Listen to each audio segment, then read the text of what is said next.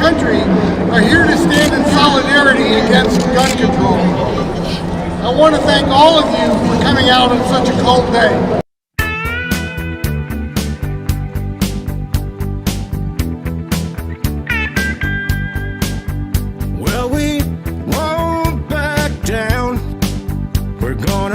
Stand our ground. We know you're trying to open the gates of hell, but we won't back down. So yes, we'll stand our ground. We won't be pushed around. We must keep you from putting our kids in the ground, so we can't stand down. No, we won't back down. We won't back down, baby. There ain't no easy way out. We can't stand down, brother.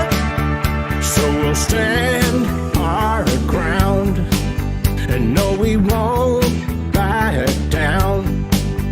'Cause we know what's right. And we got plenty of fight.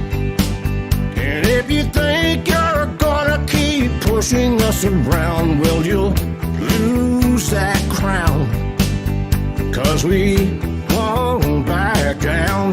We won't back down, baby. There ain't no easy way out. We can't back down, brother. We've gotta stand our ground. And no, we won't back down. You know, it's pretty clear that these lunatics think they have the right to strip us of our rights of self-defense. And if they're willing to do that, what else are they willing to do?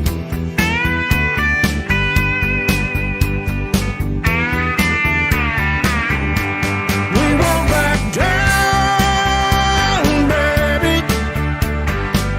There ain't no easy way out. We can't back down, brother. No, we won't back down. Back down, baby. There ain't no easy way out. We can't back down, brother. We've gotta stand our ground. So we won't back down. No, we won't back down. Virginians, you won't fight this fight alone.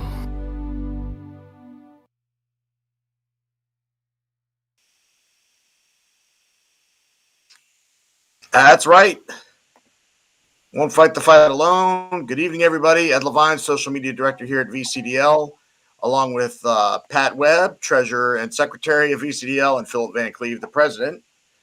Hello, everybody.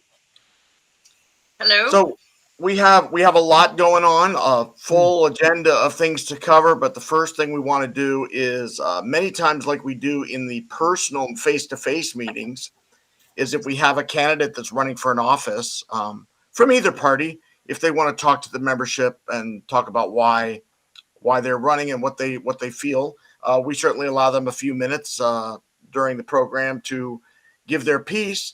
And while we're at the beginning of the show here, I'm going to go ahead and bring on Dr. Sheila Fury, who's running for House of Delegates in the 69th District. She is a member, and I'll let her bring her on and introduce herself and tell you a little bit about her and why she's running and everything else. So, Dr. Sheila, welcome, and you've got the floor. All right, thank you for having me. It's a pleasure to be a part of your group, and it was wonderful to see those pictures from 2019. I stood with all of you and the 30,000 plus people, and it was a wonderful day. And in particular, it hits to the heart of the VCDL and gun owners of the state and the Commonwealth of Virginia and across the United States, that we are law-abiding citizens. And that is the most important thing. We are not criminals. We are law-abiding citizens who want to protect our lives, our family, and our community. And those are the rights that I stand for and I want to continue to support as a citizen of the Commonwealth and in the House of Delegates. Further, as a child psychiatrist and an adult psychiatrist, I am alarmed by the hypocrisy of red flag laws. The state of Virginia had wonderful mental health laws, and we could civilly commit a person who was threatening to harm themselves or someone else. With the red flag laws, they may take the weapons away, they may take a gun away, they may not take other weapons away, and they do not reduce the risk of harm. And as a psychiatrist, that's alarming to me. So if a person is threatening to harm themselves, they only take his gun away as if he cannot take his life by another means. And we know this firsthand, and that's horrific for me as a psychiatrist, that rather than treating the patient and providing care for the patient, we're simply going to do an administrative move that diminishes the guilt of some person, but it really doesn't go to the core of the problem. And I am the person who wants to fix the problem. I want to fix problems, not just cover them up. Further, as a psychiatrist, I work all the time with victims of domestic violence. And I want to allow women to be protected and men who have been the victims of domestic violence.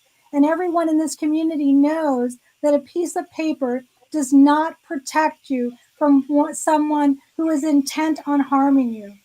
And I want to work to provide women and other victims of domestic violence with a support system that teaches them how to protect themselves, because we all know we have seconds when somebody is trying to threaten our lives. And if we can educate the public, if we can educate people who are victims of domestic violence, those are things that I want to be a part of. And that's why I think that your community, your organization does such a wonderful job. And you should be backed 100% because you are providing safety. The Party is refusing to do. And particularly in the city of Richmond, where we have seen our police force go down by 48% and murder go up by 40%. And in the city of Richmond, they want to take our ability to protect ourselves away at every corner. And I want to move to stop that. Well, thank you, Dr. Fury. Certainly appreciate that and your insight and your willingness to run and step up to the plate. And if people want to follow you and donate to your campaign and help out and get signs, then go to Fury, FUREY, the number 4 delegate, fury4delegate.com. Anything else you want to say in closing? Or see if Pat or Philip have any questions for you? Sure. So will we see you Saturday at the Top Gun fundraiser for the PAC? Yes, I will. I will be there, and I'm delighted to attend. We look forward to seeing you in person then. Anybody who wants to see me on Saturday, yes, very excited to come and be a part of the event. Very nice. Well, thanks again for joining us, and we'll see you this weekend. All right. Thank you. Have a wonderful meeting. Thanks. Bye-bye.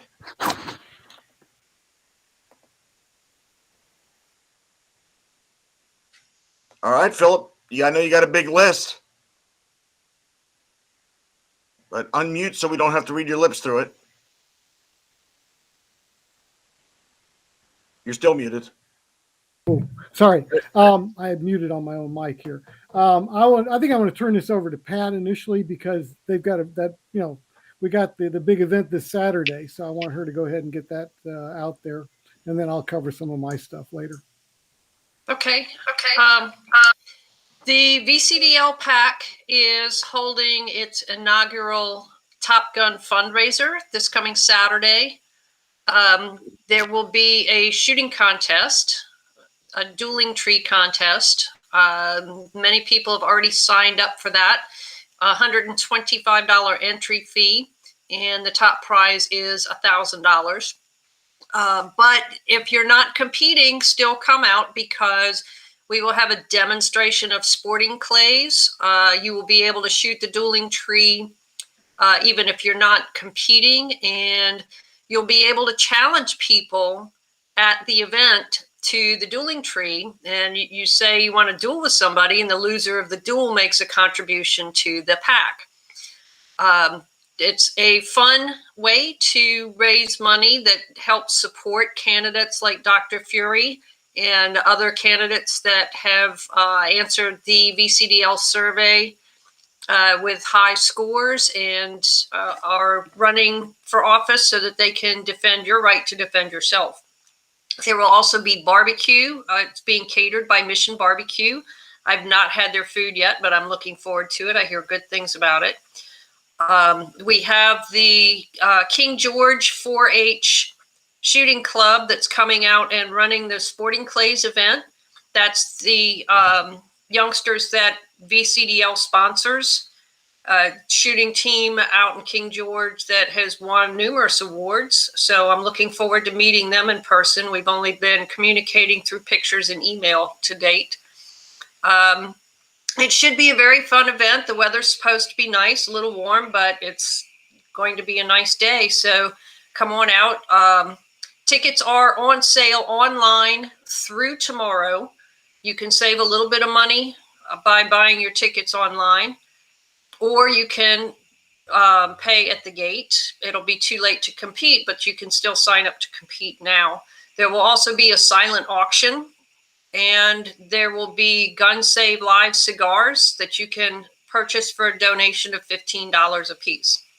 So put it on your schedule for Saturday and come on out and have a great time. Yeah, I'm looking forward to this. And if you've never done a dueling tree, they're a blast. It's a very high intensity event. You are basically shooting against another shooter, and people will be paired off, and then we'll work our way through eliminations and so forth. But you're paired with another shooter. Each of you has three paddles on your side of a pole, a steel pole, and your goal is to get all the paddles, or as many as you can, onto your opponent's side. The first person to run out of 20 rounds of ammunition, that's when the duel is over, and the person with the most paddles on their side loses.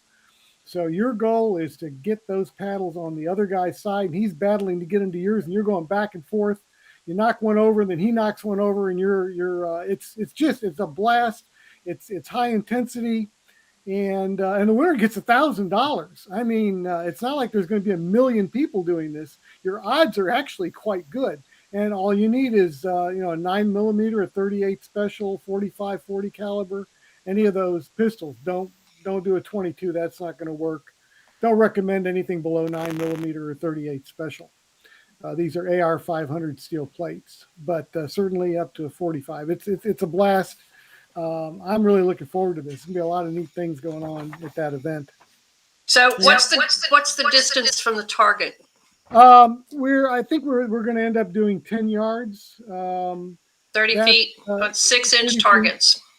Yeah. Mm-hmm. So it's absolutely doable by anybody. And again, the thing about shooting is, you have to have this balance in there.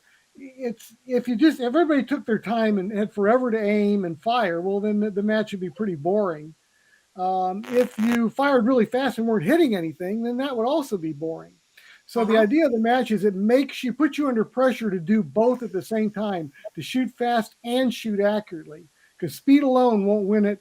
Accuracy alone won't win it. It's that blend of getting those plates over before your opponent gets his versions of plates over. So it's a lot of fun. If you've never, there's a photo of one right there. And just two people aiming at that tree, and you'll have 20 rounds, and it would be we're going to limit the magazine size to 10. So if you got a 15 round mag, that's okay. You would just put 10 rounds in it, and so you'd need at least 2 magazines. So we're making it you have to do at least 1 mag change. We'll have a table in front of us where your mags will be sitting and so forth. So you don't have to be fumbling around trying to get your mag off a belt. It'll be on the table ready to go. If you got a lower capacity gun, 8 rounds in the magazine, all right, so you have to have 3 magazines. That's up to you. You choose what you want to compete with. Magazine changes are pretty fast. It's something the gun controllers don't understand is how quickly one can, if you practice, how quickly you can change magazines. Mm-hmm. And then there'd be the sporting clays, which would be a lot of fun for those of you that have never done shotgun or haven't done it much. That'll be a lot of fun to go out there and be able to break some clays midair. That's what I love about shooting. Everything is different. Shooting a rifle is a totally different experience than shooting a handgun, and a shotgun's a totally different experience. It's all fun. It's all good stuff, and good people will be there. So it's gonna be fun. I really hope a lot of you can come out and make it a great day. And this is where we're going to be is 100-acre farm, 100 acres. It's gorgeous and right near a river, so it's gonna be a great day. But hopefully you guys will make it. And we should probably give a shout out to the sponsors. We've had Safe Side Tactical and Bob's Gun Shop and Green Top Sporting Goods. Delegate Glenn Davis is a sponsor. Delegate John McGuire is a sponsor. Senator Amanda Chase is a sponsor. Too many to mention right here, but they're all up on the website. Ed, you may chime in with a couple of others that I may have missed there. No, I think you got them. So, and a lot of the executive members, gun show coordinators, and VCDL members have pitched in and will be down there volunteering all day long. So come on down, support the pack, support the candidates, and enjoy some barbecue and sling a little lead. Yeah, do some challenging. Find people there and challenge them to that dueling train. See who's the better shot. You can do that at any time. Oh, there was a question about optics. Yeah, we don't have a restriction on optics. If you've got a red dot on your pistol, that's fine. Yeah, but like Pat said, if you're trying to focus on the red dot and hit right in the center of that target, your opponent's already hit 3 targets because he's just going down the line. Well, we'll see. I'm going to use a red dot. We'll see how I fare. It just depends. You have to practice with the red dot. Once you get the hang of it, and once you know how to find it fast, and that's not hard. My guns are co-witnessed, so if I don't see the red dot immediately when the gun comes up, I just go for the iron sights, like I'm going to shoot them. And as soon as I do that, the red dot's going to be there. And then once I'm on the red dot, then that's it. But the red dot is not magic. If you don't have trigger control, if you don't have proper grip, if you don't have the proper stance, you don't have follow through. Good follow through, focus locked in on that. But if you don't have all that, red dot's not going to save you. Nor is a laser or anything else. In fact, I think a laser would probably be a really bad choice.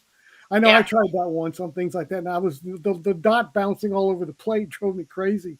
Doesn't a red dot make your firearm a machine gun? If the BATF says so. So, anything else on that, Pat? I don't think so. I think we pretty much covered all the bases. Let me tell you something. You'd have to watch the communications on this to really appreciate even an event like that sounds pretty straightforward. All of the coordination and all of the people involved to make this thing come off. It's a lot of work and a lot of dedication. Pat, I don't even know how she does it, but all of this stuff, she's right in the middle of this firestorm, but all the people involved in this, it's great seeing them come together. We're just lucky. We've got some wonderful people in this organization. And for those that didn't see the email that went out a couple of days ago, the PAC endorsements for the General Assembly and the statewide races are up on the website now. So you can link to them on the VCDL PAC page. There's a little drop-down box that'll take you to the endorsement list. It does change as more surveys come in, and PAC will be endorsing in some local races. I think the one thing we didn't mention was the entry fee for the fundraiser. To cover the cost of the food and things like that, there is an entry fee. It's $30 for members or $40 for non-members if you purchase your ticket online in advance. If you pay at the gate, it's $45. So jump online tonight or tomorrow and get your tickets or sign up for the competition. Yeah, and the $45 gets you not only food, great company, but also a chance to shoot at a dueling tree in a non-competing way, as well as shoot a shotgun and do a little sporting play. So Yeah. and the money's going towards the fight to win this Right. election. So I just put the link. Yeah. I've never done a dueling tree competition before, but I love shooting steel. Guess who's going to So get challenged? we'll see how it Guess goes. who's going to get challenged? You'll be contributing to the pack, even though you're on the pack. Could be. So I just posted the endorsements in the chat, the endorsement link. And you know, another thing that people many times will come up to me like, well, my friend, he's running and he just got endorsed by the VCDL. The VCDL organization does not endorse. It's only the VCDL Political Action Committee, and they're very two distinct organizations. So it is the PAC that endorses. It is they look at the surveys, pick the best candidate, help fund the candidates that need our help. And so when you donate to either the VCDL or PAC, the money doesn't crisscross. You have to donate. You have to select which organization you're donating to. Yeah, I see Jason King says it sounds cool. I haven't shot in a competition since 1994, so I know who I'm going to challenge. It's funny, all these people are like, I've never shot there. I couldn't hit the broadside of a barn. Philip's making his challenge list. Yep. Yeah, I got to keep it simple, you know. Yeah, well, you never know when somebody's fooling about that either. Yeah, you don't know. Yeah, you don't know if they're being sandbagged. Oh yeah, I haven't done this in years. Turns out he's a competition shooter.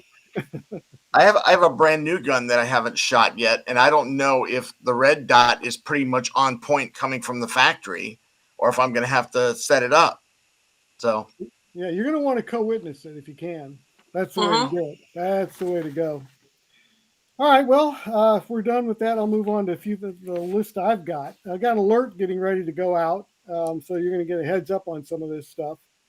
One of the things was Tuesday night was the Herndon town council meeting.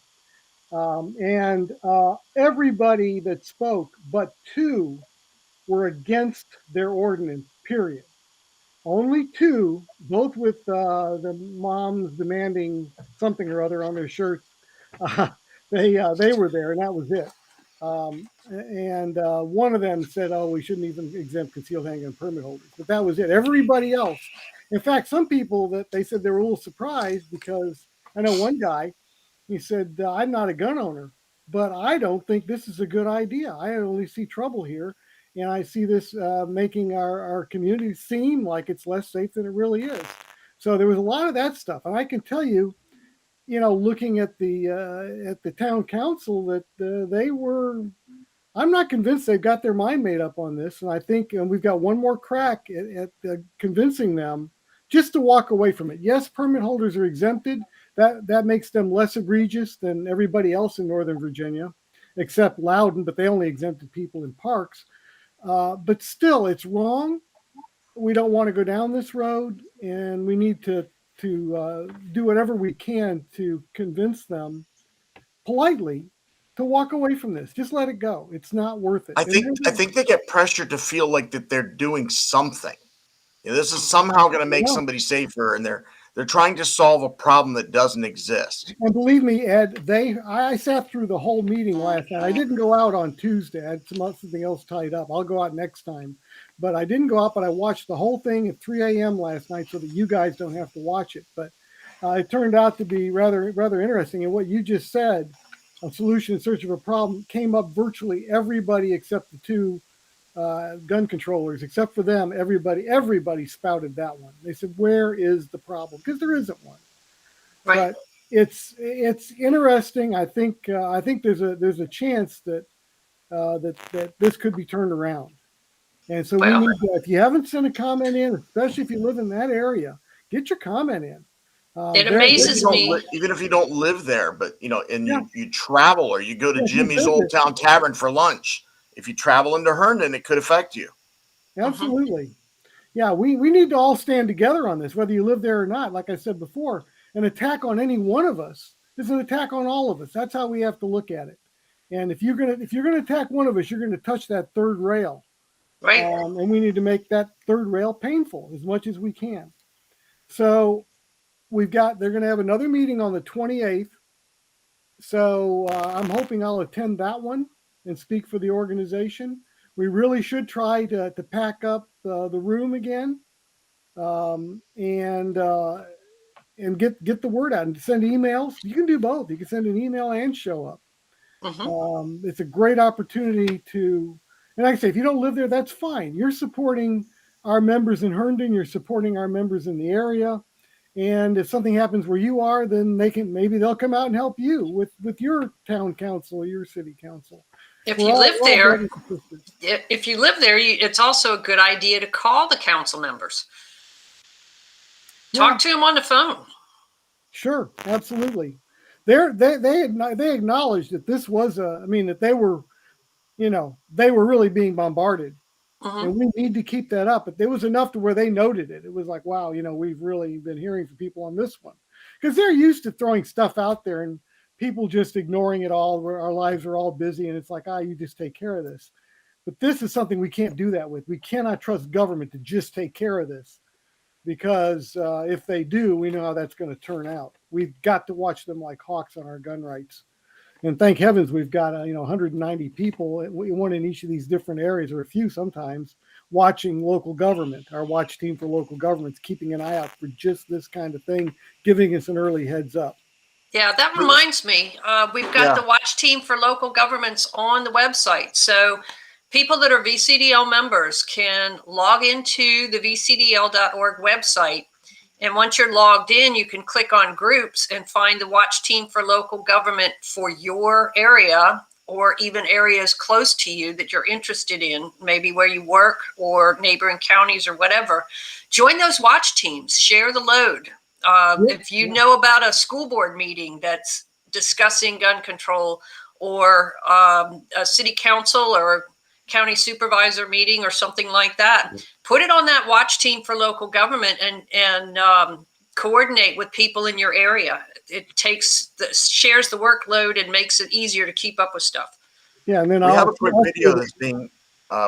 video that's being edited that we'll put out there also, that just kind of explains what a watch team is and how you do it and what you do and how you get involved so that you can help the organization and help your fellow members avoid gun control, because you don't want to have something just pop up on you and then have to try and alert everybody. That's why it kind of explains how the process works and how you stay involved so that you can notify of a meeting or a proposed ruling that's going to happen well in advance, that we can get some action on it.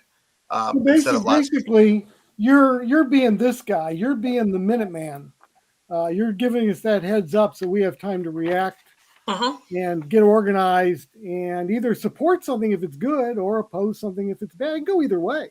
We may want to support a new gun shop that's trying to get a zoning ordinance done so they can start a business. Right.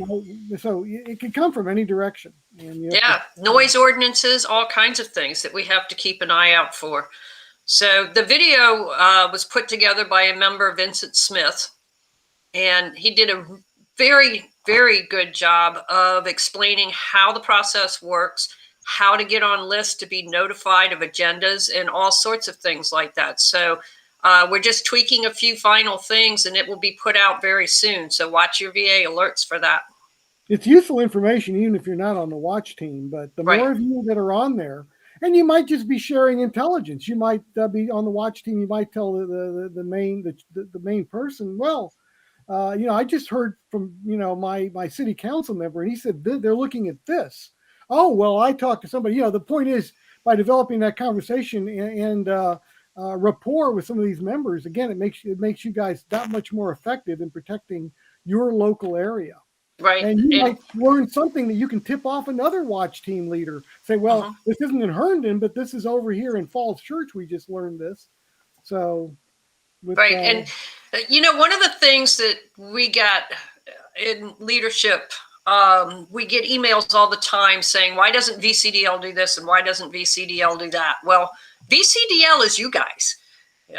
We were just members before we got super active and became executive members and stayed super active. So the executive members elected us to be board members.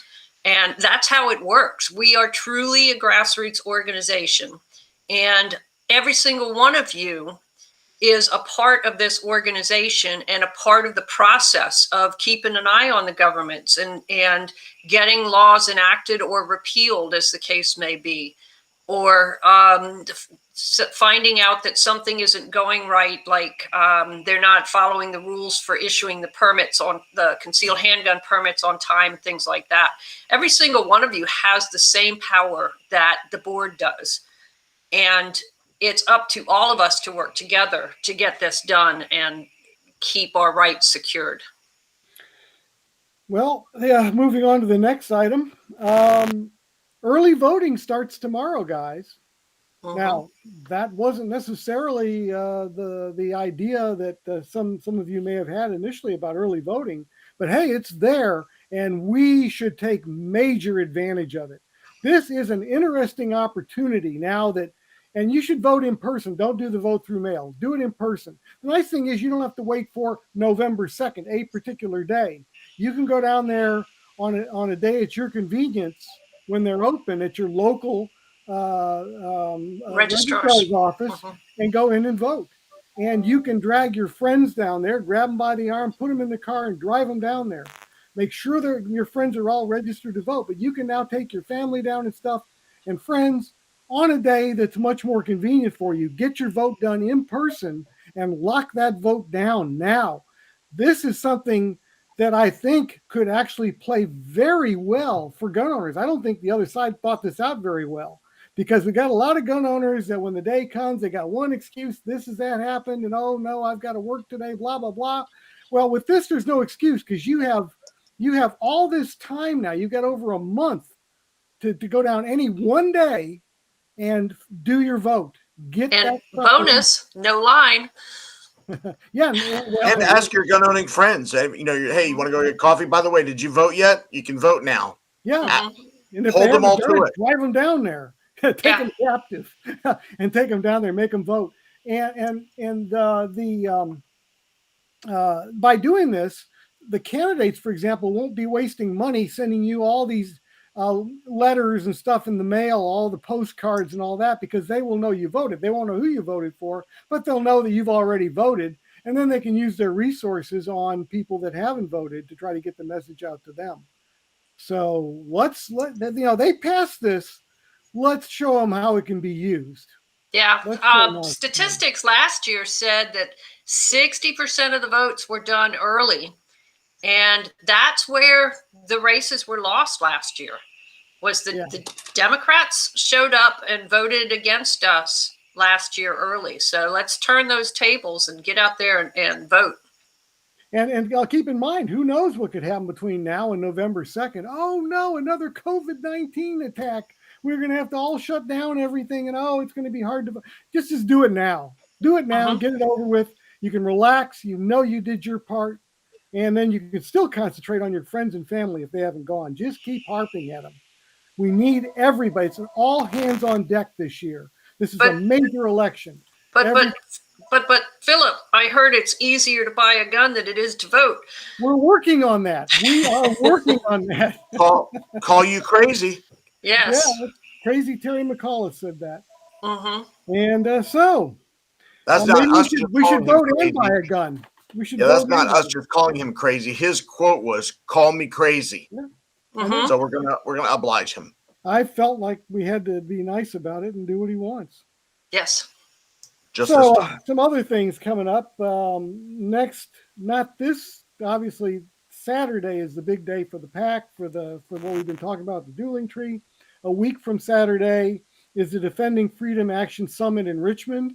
This is not some little small thing. This is going to be a major summit. This has been held in other cities, and they're doing it in Richmond this year.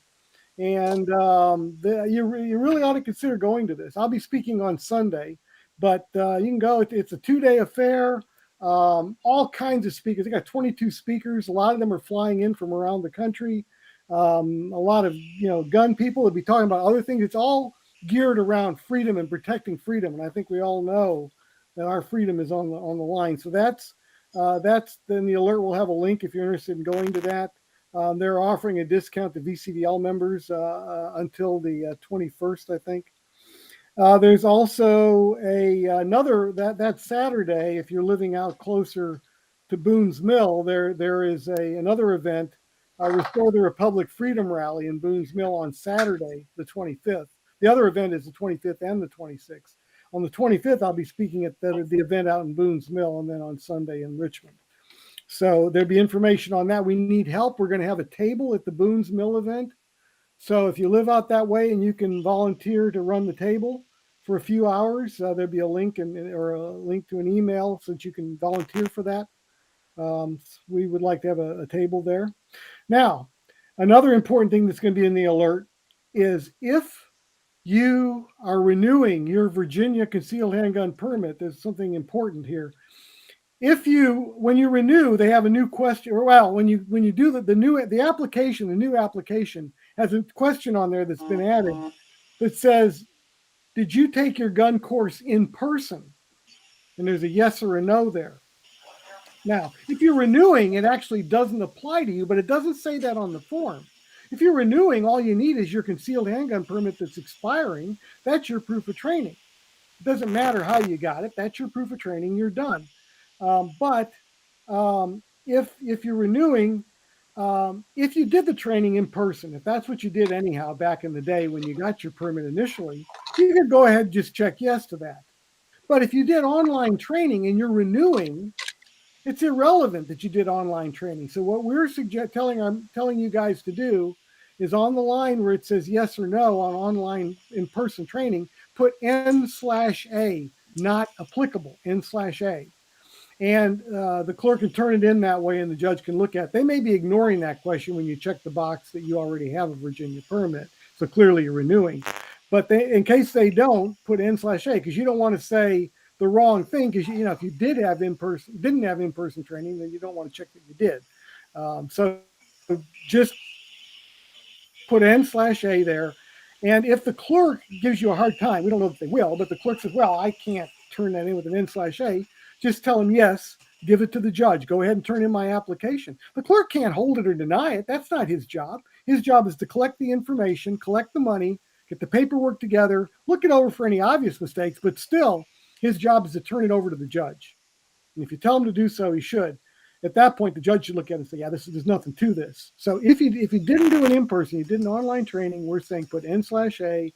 And if the clerk doesn't turn it over or doesn't want to turn it over, insist that he turn it over to the judge and leave it at that.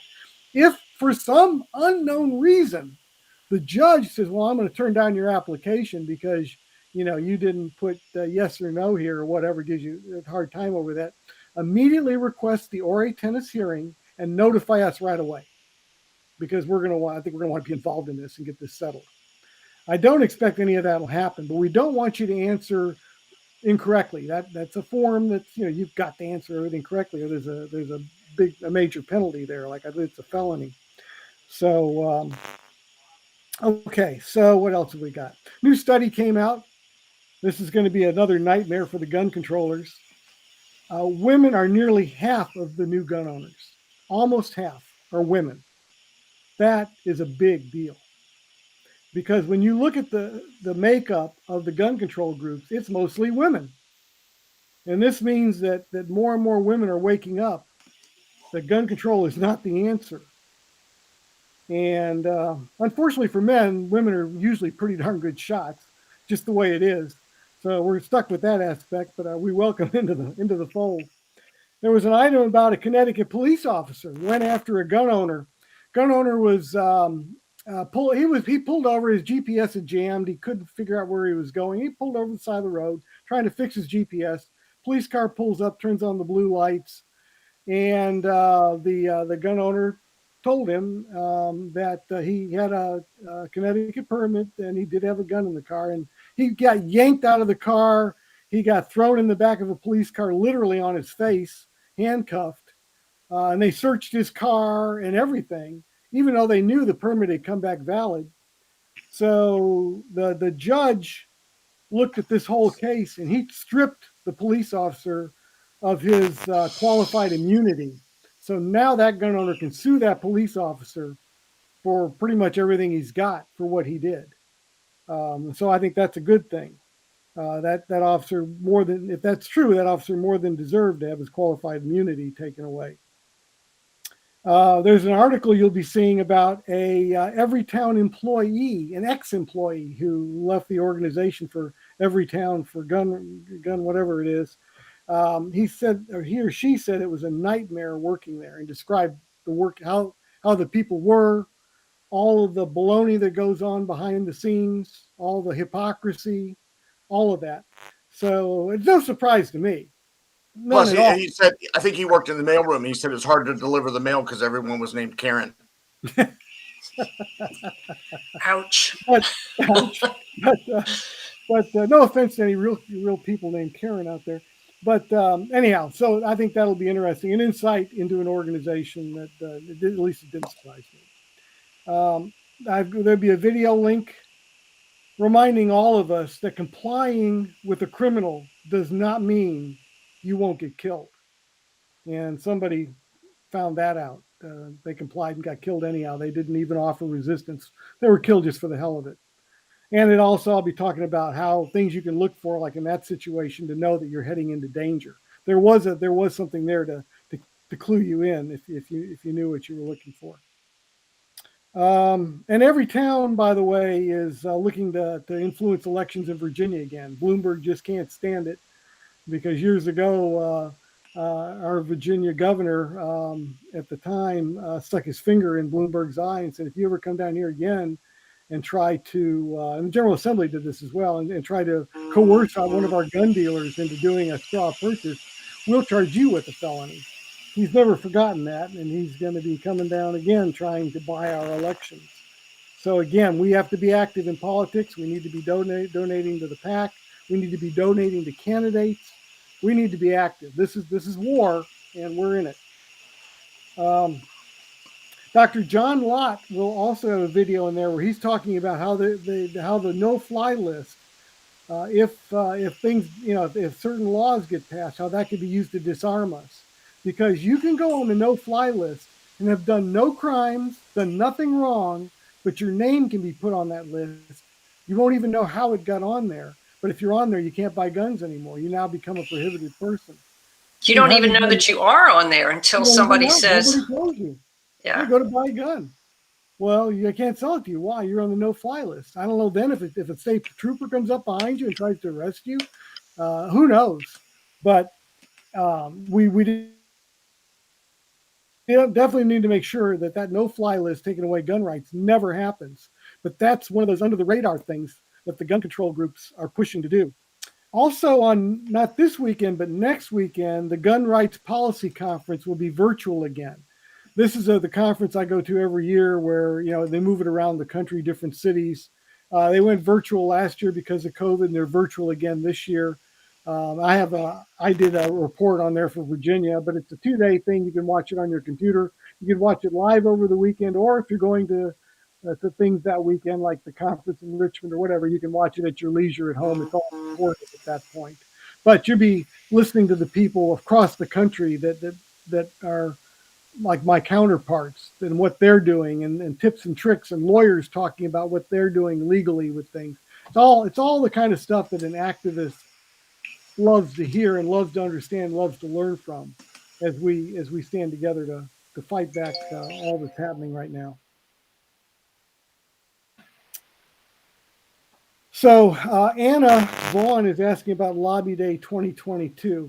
Don't have any details yet. We're still working on how we're going to do. Yes, there will be a Lobby Day. Yes, there will. Now, the question is, how will a rally be done? That's something that we'll have some input on that later for you guys. But yes, there's going to be a Lobby Day. We are assuming the General Assembly is open and they don't close it again under a quote, the next COVID version X or whatever comes out next in their list. We'll still have lobbying teams there. The rally will be a separate entity, and we'll get back with you on that.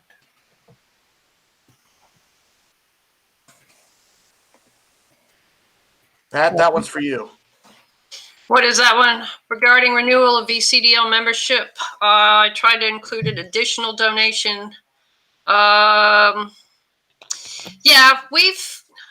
Steve, we're still working on that. I sent it to tech support. They have had a couple of problems intermittently. It has been working for some people. We had other issues as well with the new website payment processing, but they are aware of them and they're working on them. So that's all I can tell you at this time. Hopefully, You it's can not always every just time. renew and then come back to the vcdl.org/donate and then just make it donate. And it's just, it's not as streamlined as we'd like it to have it, but you can still accomplish the same goal. Hopefully, every town isn't the one doing support.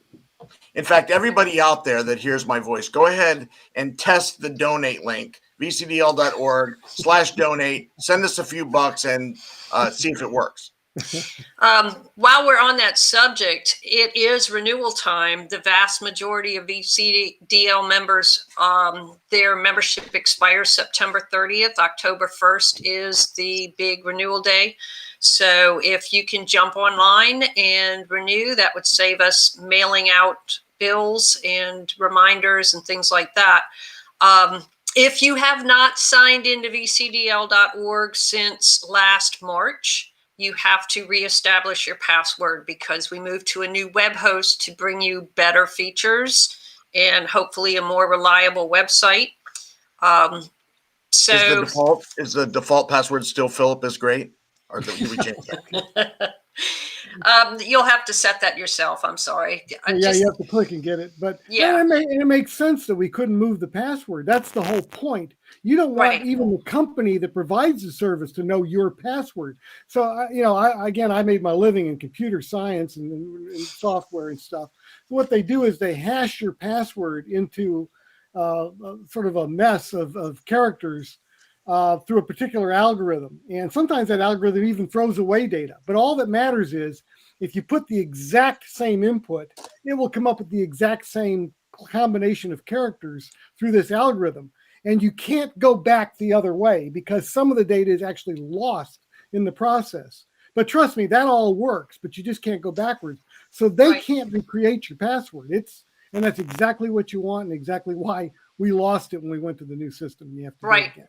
So for the vast majority of you, your username is going to be your email address that's on record with VCDL, and then just use the password reset link. If you don't see the reset email come through, check your spam folder.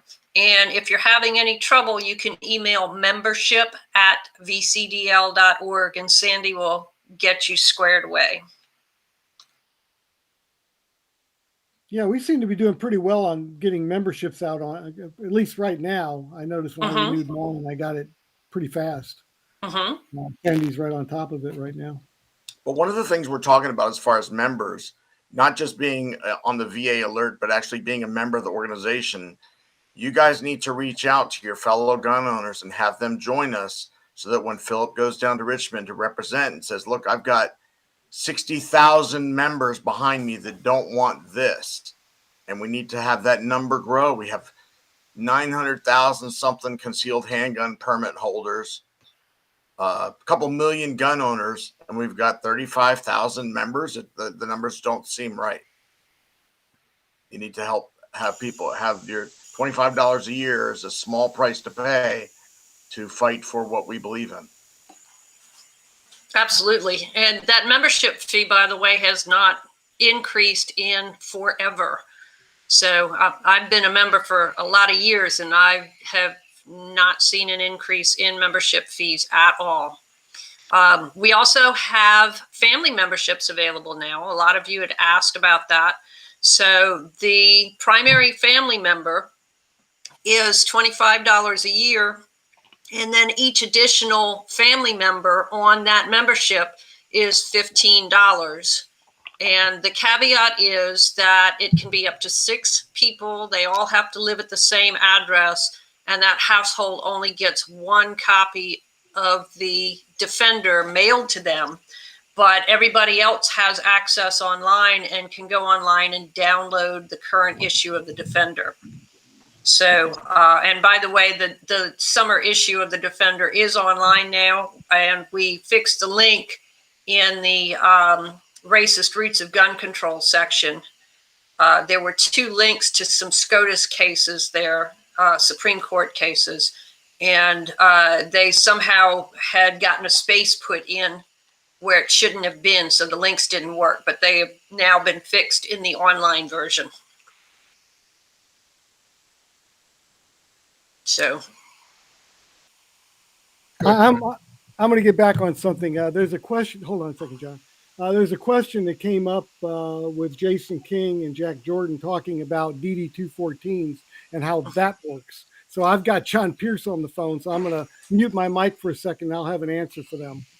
yeah, DD214 does qualify you for your concealed handgun permit, as does the hunter education course, provided it was an in-person course. So, and those are listed on the Virginia State website as affirmative proofs of training.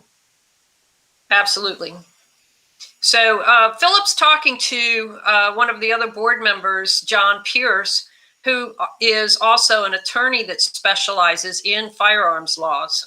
We have several attorneys that are executive members or volunteer with VCDL. And when we get questions from you guys, we bounce it off of the attorneys and they come back with answers to the legal questions. And they volunteer this information. They don't charge for it. So huge shout out to the Legal Advisory Council that volunteers for VCDL. Another great benefit of being a member. I just got off the phone with John Pierce, one of our attorneys. He said on the DD214 that there's to check, yes, that was in person. And if the more I think about it, I think, yeah, I mean, you don't get out of the Army without doing an in-person training and everything else. Everything's in person. So they wouldn't be able to argue that that wasn't in person. You aren't sitting on a computer in the Army learning this and never going in and you know, you're in the Army, you're in the military, you're there. So anyhow, that's the answer to that, Jason and Jack, as you would just simply check. Yeah, I haven't seen too many people be able to phone it in as in military service. So yeah. phone in a you know, well, I guess the president can phone in bombings, but on military targets. So yes, Jack, you do. You say it was in-person training to get your DD214. Mm-hmm. Yeah, it's amazing all the things the General Assembly doesn't think about. They just throw this stuff out, and the current batch of leaders in the General Assembly on the Democrat side, they just throwing this stuff out. I mean, they're the whole thing with even the preemption law. I mean, they really didn't think that through very well. It's gonna come back and bite them. Absolutely. But we'd like to make sure that we got the teeth to bite them with. Yeah, they don't know what it covers, where it covers, how it's going to be enforced, who's going to enforce it, what current signage has to be. Literally, the way it reads, if you have a store open to the public, you know, you're a barber shop and or a restaurant, and suddenly there's a parade going by, the way you read that, if your store is open to the public, then guns aren't allowed in there. So what if you own the store and you've got a gun in there? Well, you know, that's they just didn't think it through. That's just one of many. Oh, they probably thought it through. That's their goal. Mm-hmm. Yeah, maybe, but it's not a goal that would hold up in a court, I don't think. Well, they want to make it so difficult on us to determine where we can and cannot carry that we just throw up our hands and say, well, I just won't carry. But we all know that's not going to happen. Yeah, it's not going to happen. Good luck with that. So what else is on your list, Philip? That's pretty much it. I did update the website on Virginia carry law, information, because a lot of people are noting that, our rest areas are now no gun zones in the buildings. That's because they're a state building. And so that was another thing that the Democrats in power didn't bother to mention to anybody, that those would be included. They had historically been exempted under the governor's executive orders that had state buildings off limits.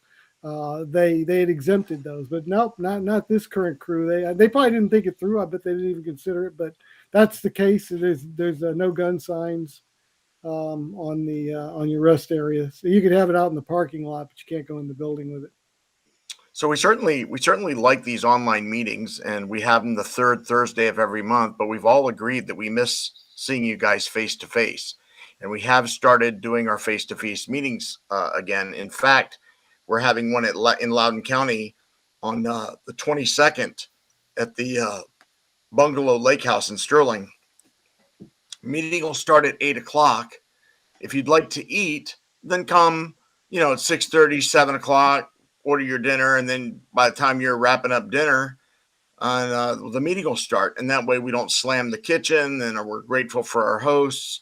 And, we can seat quite a few people, even those that aren't having dinner.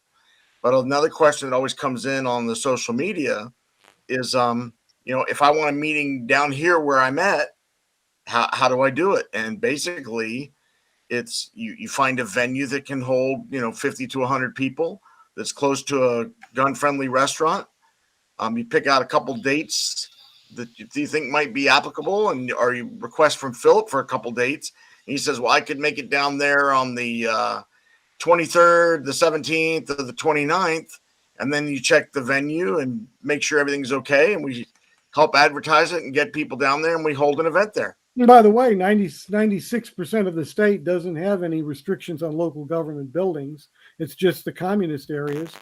And so a library, if you've got a library that can hold 50 to 100 people, like I do here in Chesterfield, things like that, you can hold a local meeting in a library, or a local government building that's, something like that as well. It doesn't have to be a restaurant. It doesn't have to be a dinner meeting. It can be, It doesn't have to be. So if you need a meeting near where you're at, and that's the goal, try that. We need to do one in Chesterfield now that I'm thinking about it. Get one going here for the Richmond area. Yep. Yeah. I want to circle back because I did miss some of the donors for the Top Gun event on Saturday.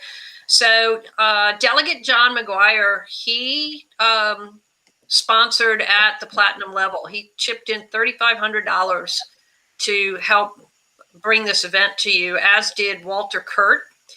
And then Delegate Glenn Davis actually sponsored the shooting tree event, and the King George 4-H sponsored the shotgun event.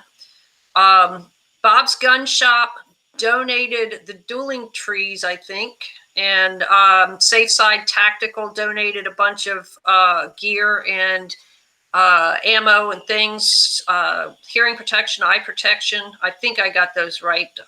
Ed can correct me if I'm wrong. U.S. Law Shield also donated $500 to the event.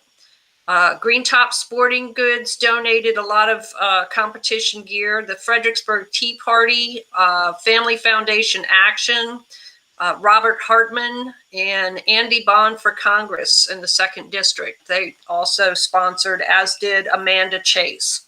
So I think I got everybody that time. I don't want to miss anybody. And if you want to donate more, you're welcome to. If you can't come, just click the donate button and donate to the PAC and help support the event. Boy, but come if you can. I think it's going to be a blast. Yeah. I really try to make it. It'll be worth it. The PAC has a lot of heavy lifting to do this year. It is a crucial election this cycle. And it's an off-year election. So we have a lot more leverage because voter turnout is typically low in an off year. But there's a lot at stake this year. And if the elections don't go right this time, not only is it bad news for Virginia, but it's going to set the tone for the whole rest of the country. So we really need to get as much money for the PAC as we can so that they can get some ads out there and get as many people to the polls as possible. It's going to be a very active year for the PAC. I mean, and even VCDL. We're going to be, on this, trying to get this stuff ready for the elections. There's going to be, as Pat said there's going to be some ads. There's, we're really digging in to go after this. This is, we're playing for our rights here. We got to get this job done. Yeah. We're not playing, we're fighting for our rights, is what it boils down to. So it is absolutely a serious situation. No excuses. Get people out to the polls and get there early and vote in person. So DJ's wondering, can he pay to get in at the fundraiser? Yes, you can pay at the gate. It's $45 at the gate. So if you do it online, it's a little less expensive. But then again, if you do it at the gate, more money goes to the PAC. So On the other hand, I think he asked, well, okay. I thought maybe he was also asking about competing. Yeah, you can't, if you want to compete for the $1,000. And again, I think the odds are very good there. It's not going to be, it's not like you're competing against 1,000 people. It's going to be anything, it's going to be a relatively small number of people overall for such a big prize. But you have to sign up ahead of time to be able to do that. Because we have to have everything prepared for the number of people and put together how people are going to pair off and all. Actually, that'll actually be random, but we're still going to have all that organized. And I guess because people are all shooting different kinds of guns, they have to bring their own ammo to compete with. Yeah, we'll have some ammo there. yes, For purchase, mostly but, 9mm, but we will have some ammo available for sale. And we will have a couple of 9mm pistols there so that people that have never shot a dueling tree before and didn't bring a gun or ammo with them, they can give it a try. There will also be shotguns and shotgun shells there. We had planned on having a sporting clays competition, but sadly the availability of target load shotgun shells is so pitiful right now that we just didn't get enough entries to hold the competition. So, but we do have some shells that have been donated, and we have enough that people can try their hand at the sporting clays, which should be really fun. And DJ's asking about an age limit. We really didn't, as far as attending, I don't think there would be any age limit. Shooting, if the parent's there. Yeah, attending and shooting, we need a parent there. There's obviously a shooting competition on the premises, so a parent has to be there, parent or guardian has to be there and sign a waiver for the minor. But absolutely. And everybody on the property needs to sign the waiver too, right? Yes, yeah. And that's for the protection of the PAC and for the protection of the property owner. And that's pretty standard in this type of event. Well, the only other thing on my list that we kind of brushed on, but we didn't cover is, and this is a PAC question, and it's what determines the VCDL PAC's endorsement for a candidate? Well, the first qualification in order to even be considered for the PAC endorsement, a candidate has to fill out the VCDL survey. Every year, VCDL surveys all of the candidates for office. And there are people that absolutely just by policy won't answer the survey.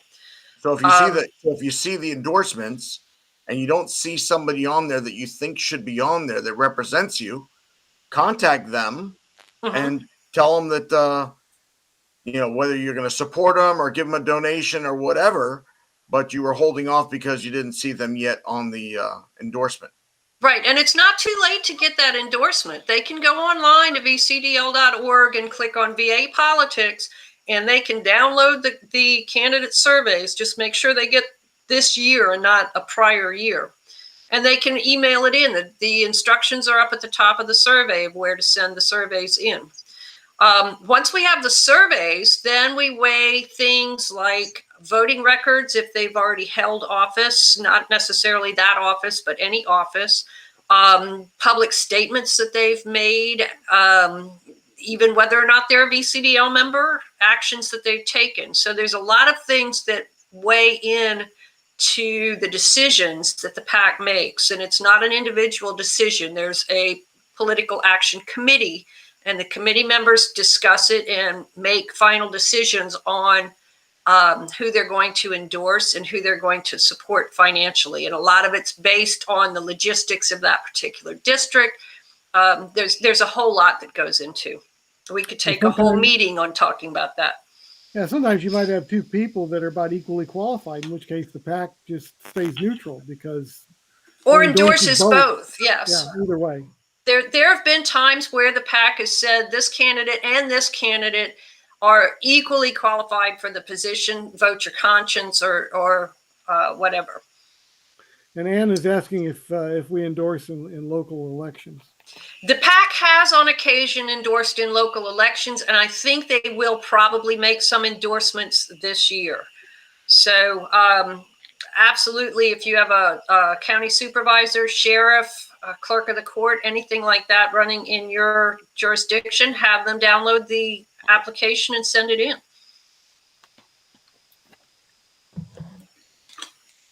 Download the survey, I should have said. But I've never seen the PAC so active. It's on a whole different level. Oh, absolutely. We have Absolutely a wonderful team now. Kathy McNichol, our PAC chair, is just absolutely proactive. Britton Ross, who came over from NRA ILA, she is a little powerhouse. I don't know where she gets all of her energy from, but she just rocks and rolls. Bob Sattler is still very much active in the PAC. Bob Marcellus and a few other people that Lindsay Tridipo, who is a longtime VCDL member, he's been very, very helpful and active in the PAC. Yes, we do need poll watchers and election officers. Absolutely. You can volunteer to be an observer. You can volunteer to be an official, and you can volunteer to be what's the word that I'm looking for? Anyway, the way that you do that is you contact your local registrar's office and get signed up. And there's a course that you have to take. And we may put out a video on how to go about doing that in the future. So might be a good idea. Trust, but verify. Absolutely. Yeah, there's a saying that it's not how many people vote, it's who counts the votes that counts. So well, absolutely. Yeah. There's a lot. I mean, there's so many things that people can do, and we need people to do to protect all of our rights and to make sure our elections are fair and all that stuff. Being an American really should, if you're being a good American, should involve a little bit of elbow grease at this kind of level, at the political level, making sure that we vote, making sure that we can do whatever we can to make sure elections are fair, to fight for our rights. And kind of people that are listening to this, you're probably all doing this stuff already. But, well, the truth is that self-rule means you have to be proactive, not just coast along. You have to be a part of the process. If you're not, somebody else is going to make those decisions for you. Also, there's a lot of good people running, even in districts that have been typically anti-gun, and in the past we've not had pro-gun candidates running. So get out there and work for the campaigns, knock on doors, make phone calls, share literature, work the polls, anything that you can do. And it doesn't have to be necessarily in your district. If there's somebody near you that you feel needs your support, a crucial race in a key district that you think we can flip back to pro rights, then work on those campaigns. And I would share with your friends, if they live, and I said this last time, if they live in a district that historically has only had one person running, and it's somebody that's horrible on guns, this year everybody is going to have somebody that they should be able to vote for. As a matter of fact, the only uncontested races are Republican candidates, by the way. That are very pro-gun. That are very pro-gun, yes. When your candidate shares something on social media, while you're just sitting there looking at pictures of your food from yesterday and your grandkids and everything else, share their social media to your friends, because there's a lot of people out there that don't really even want to get involved or take the time. But they'll look at this and like, oh, Pat said vote for this guy. I don't know who they are, what they believe in, but I certainly love Pat, and she's pretty smart on this stuff. So I'm going to vote for who she says. Yes. And they would have never even thought that if you didn't share their social media. Excellent. Right. And you can share the endorsement list from the VCDL website. Absolutely do that. A lot of people contact VCDL and say, who's supporting my rights? Who had the guts to fill out that survey? And, you know, a lot of times people are like, well, can we waiver on that and endorse this candidate even though they didn't fill out the survey? The concept behind that is that if they're not willing to go on record in writing with their answers to those questions, are they really going to be willing to stand up when they've got 100 people looking at them going against them? So if they've got the guts to stand up for your rights, they should have the guts to answer those survey questions. We've had a Yeah, couple we- candidates whisper to us, I'm really pro-gun, but I don't want to say it. Mhm. Yeah. Well, Then they're we not have going to endorse say it. but we can't. Yeah, they're not going to say it in the General Assembly either. The other question that we get is whether or not the PAC is partisan, and they are not. And we would love to have Democrat candidates that we could endorse. Unfortunately, they tend to answer the surveys wrong if they answer them at all. Right. And we do have some that answer the surveys with all no's because that's their badge of honor. And obviously, the PAC is not going to endorse those people, but we appreciate them Honesty. letting us know. Yeah. But you know, even in that, Pat, not all of them have all negative answers. I mean, I've seen some historically, and they put in a few yeses, I would. And that's interesting to look at because then I think to myself, okay, if this issue does come up, we may have an ally on that particular issue. Absolutely. So it's really useful for us to know that stuff. It absolutely is. And sometimes there's one I think I've had like 3 yeses. Okay, all right, I'll take that. That's you know, they won't get an endorsement, but at least I know where we might have some common ground to work in the future. Right. Well, you never know. They may get an endorsement in a primary. True. So the PAC actually endorsed in the primaries this year, which they don't always do. But maybe it makes sense to do it in the end of the day, because the primary, of course, is where you get the candidates that are on the final ticket in the election day. And if you only have bad people on there, there isn't much you can do. So. Yes, and you know, I always when people complain about not having any good candidates to vote for, I tend to ask them, well, did you vote in the primaries or have any part in selecting those people? Did you sign up to be a delegate in the convention? Well, no. Well, then that's why we don't have a good candidate to vote for. So you have a lot more leverage in primaries and off-year elections than you do in major elections. And on those primaries, and I've said this before, I know it's a broken record, but we get new people all the time. The primaries tend to be things it's hard to figure out where they're at and when they're going on and how you get registered in, all this stuff. That's not accidental. Primaries are where there's a tremendous power for people like us. So some would prefer that the upper echelons are the only ones that really know about these and have a chance to do an influence. So that's why we need to watch out and be a part of that, because that's what's trying to be blocked. And it's not just one party; they both seem to do it.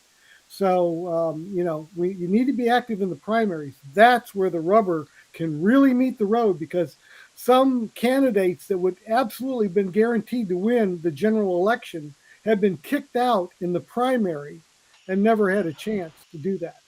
Right. And when the primaries took out one of the big gun control dudes, Mark Levine, no relation to the guy there. He's Mark Levine. Not a cousin or anything, but he lost. And this was their big, whoa, look at this guy, man. He's for gun control at every possible level, in every possible way. He's the one that put in a gun. It was kind of comical the way he explained how guns work, though. He is a good comedian. I did have to say I got a lot of belly laughs of him trying to be serious and explain what an assault weapon was. That was classic. Well, he was rather entrenched too. He had been in there for some time and sat on a lot of committees, and I think he maybe pushed that envelope a little bit too far. And as G. Ski has pointed out, he suspects more Democrats favor gun rights. And yes, Democrat voters actually, there is a pretty good percentage of them that favor gun rights. And that's why there was so much pushback when the assault ban went before the General Assembly, and when the Attorney General canceled all our reciprocity. Oh my goodness, did that create a firestorm? Because Democrats have concealed handgun permits and travel too. And all of a sudden there was an uproar that it really things up for a lot of people. And so because of that, we now have it codified that Virginia recognizes all other states' permits. We still have to rely on the AG for our reciprocity with other states because that's a mutual agreement. But his hands are tied about canceling the recognition of other states' permits now. I had to say, I really enjoyed when that was back when McAuliffe was governor, and he threw Herring under the bus and drove over him 3 or 4 times. Mm-hmm. That was pretty entertaining because Herring is the one that did all this, and McAuliffe had signed the bill to end it. But the other thing that they're not reading the tea leaves very well. Self-defense is becoming a bigger and bigger thing. It really is. Geez, we're defunding the police. We're restricting what they can do. We're turning a blind eye to people that are rioting or burning buildings down. Gee, what could go wrong with all that? Why wouldn't everybody be comfortable that, geez, if I go out and wear the wrong colored hat, I could be beat to death? Oh, well, that's good. No, it doesn't work that way. People that historically maybe have even been sort of anti-gun, saying, well, I don't need a gun. I don't know why anybody else needs a gun. If I don't need one, why would anybody need one? There's a change, there's a shift, a sea shift going on in this, where people are no longer, a lot of them are waking up. And it's all this stuff around them. And I guess the Democrats are shocked that people would actually care enough about their safety to actually change their stance and become pro-gun. Well, when your business gets burned out and the police don't show up to stop the rioters that are breaking your window and looting your store, it tends to sway your decisions a little bit. It does, and they're not picking up on that. And it's self-defense. I mean, if I was running an ad, my focus would be, as a candidate, would be on self-defense, saying, there are people, my opponent wants to take away your right to protect yourself at a time when we're defunding the police. You get pictures of riots and buildings burning and people being beat up and kicked and shot and all that stuff. Look at you guys. This is incredible. Uh-oh. Sorry. It's already a month later. We've been talking about that. No, you were talking about the the riots and the everything that's going on. And I was looking. It's almost like you're quoting the script from our commercial. So I was just looking for it real quick. Oh, that one, yeah, that commercial, yes. The man, not the man in the that wasn't the man in the mirror commercial, was it? Yeah, it was. It was. Here, hang on a second. Let me find it. Okay. All right, here we go. That's a video, I think you have to play. Yeah, that's what I was looking for. I don't know if this will work this way, but we'll see. You might have to put us in the green room.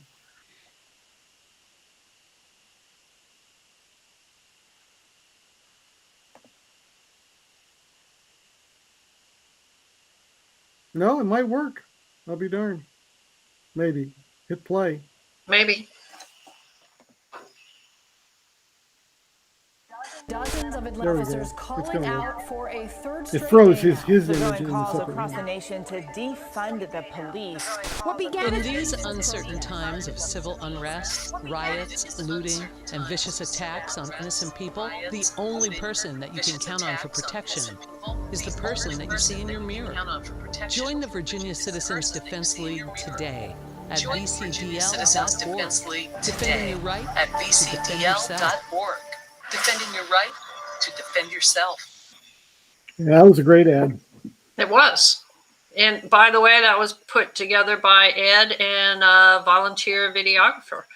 So, again, VCDL members coming through. A lot of talent out there. Well, that's all I have. Did you guys have anything? It's 9:15. That's all I had too.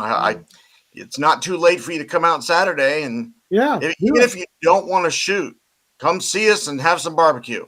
Yeah, or come challenge Absolutely. me. Cheer on the competitors and And have a great. You haven't practiced in 2 years, come challenge me. If you don't want to shoot the targets, come shoot the bull. All right, that's all I've got.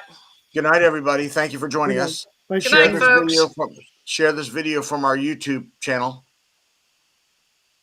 All right. Good night. Night. Good night.